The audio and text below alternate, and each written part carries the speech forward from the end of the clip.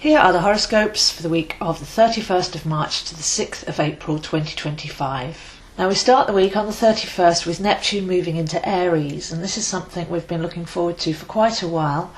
A very fresh and vibrant energy if we've cleaned our vessel and we can be still long enough to receive. So we're starting a new 168 roughly year cycle, so it's not something that we've had in a couple of lifetimes possibly, and it's worth just taking some real time to tune into what this means. Neptune is a tuning fork to the higher feminine, and Aries is the start of a zodiac cycle, bright, fresh and reborn. So in order to be able to feel this, we need to tune in with Neptune, and we've cleared out a lot of the old debris stuff that we didn't want to bring forwards over the spring equinox, and we're still in the process of doing that mentally with Mercury and emotionally with Venus, as they both go in retrograde over the same points, moving in tandem. So it's a really good time to have a external spring clean, which is what I was doing yesterday, helping with a house clearance and a spring clean, making some space, because the process of doing repetitive work or cleaning work can actually be used as an external metaphor for us releasing, especially things with memory that we no longer need,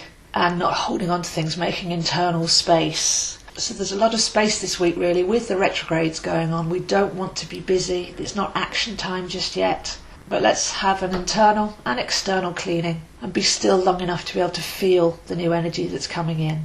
It's beautiful timing in the UK as we've just changed the clocks, so we can actually feel the difference of the light, and we can see the spring in nature bursting up from the ground and ready to go, just like the dynamic Aries energy. So Neptune will retrograde in July, go back into Pisces in October, go direct again in December, and go back into Aries in January. So this, like the Pluto shifts that we've seen over the last couple of years, this is the first few months of us feeling this energy. Then we go back into Pisces, so we do have a chance to do some final clearing out over the winter. But this is a heads up, this is a taster session. Can get used to the new frequencies, because we'll be living them then for about a 14-year period from next January. So Neptune on its own moving into a new zodiac cycle is really exciting, but as we know, we've already had Pluto move into Aquarius after going backwards and forwards in 2024 for the next 16 years, January just gone. And these two are making a harmonic angle, so they're working together. The two biggest outer planets, the two most spiritual energies, are working in harmony in very lively and relevant signs right now.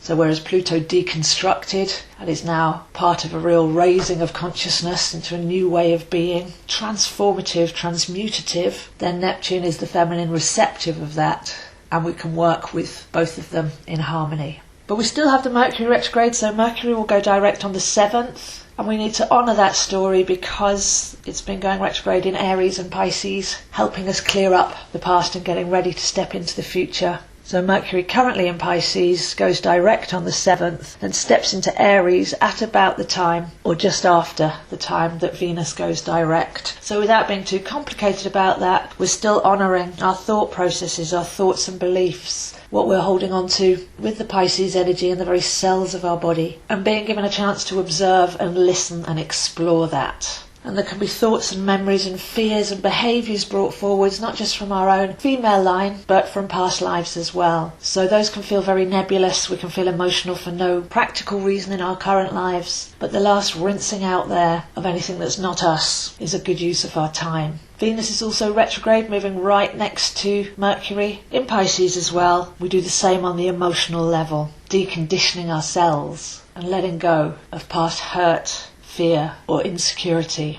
So plenty of smaller inner work to be done there. Just honour your thoughts, honour your feelings, observe them, listen to them, feel them. Because Mercury and Venus are both moving next to Saturn. So Saturn brings the inner backbone and the structure. So we're deprogramming the mind, deconditioning the heart over lifetimes. But with Saturn there as well, we should start to get a real feeling of when we let go of what's not us, then who we really are at core level. We're spiritual, emotional, mental and physical beings, so it's worth looking on every level. And as we have a timeline, when they go forwards, when they cross back over the sacred equinox point, then we can see that there's work still to be done right now before we burst forth with plans and action. So Mercury will leave the retrograde shadow around the 26th of April and Venus mid-May. So that's when we see the changes that have been made and what differences those make on the outside. So just to give us a sense of pacing, things are going to start to heat up as everything goes direct. can start to put loose plans into action, but the whole phase is going to take us through to about the middle of May. So in a way, we're growing like the spring flowers. We're not rushing things. We're organically letting ourselves bloom and just making sure that we're in nourishing soil, doing our own inner gardening. Mercury, Venus and Saturn are also hanging around with the North Node. So that shows us where we're heading as a group. There should be a big societal feeling of needing to cleanse and rinse off those last dregs and densities. Sense of revelation and hope and bright spirit of what's to come. So a general rising of consciousness going on in the world. Those four are also making a trine, a positive aspect to Mars in Cancer.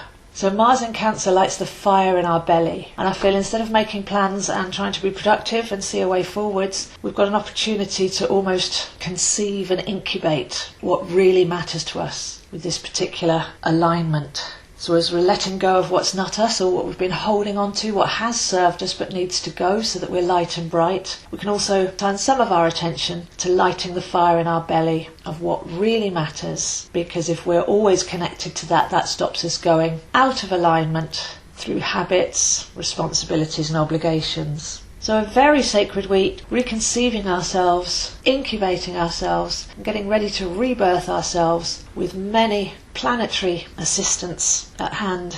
So if you'd like to see where this is happening for you, I am available zoehind7@gmail.com. We can have a look at where all of this is falling in your own personal chart. We can reconnect you to your passions and desires. We can have a look at a timeline going forwards. Do some coaching to get rid of any persistent weeds. Use tarot so you can get some visuals. And I record MP3 for you to keep. So please do contact me if you're interested in that. I do 1 hour and half-hour readings. And I post these videos on my Instagram, zoehind7. And these videos and many more are available on my YouTube channel, Zoe Astro. So a wonderful week. We can feel the energy rising. We can feel the light returning. We can see the life coming back to the planet. A sense of hope and freshness permeates the air, but with no rush, as the retrogrades still call us inwards to turn darkness into light and to connect with our free spirit and soul. So wishing you a transformative week, and I'll see you next week.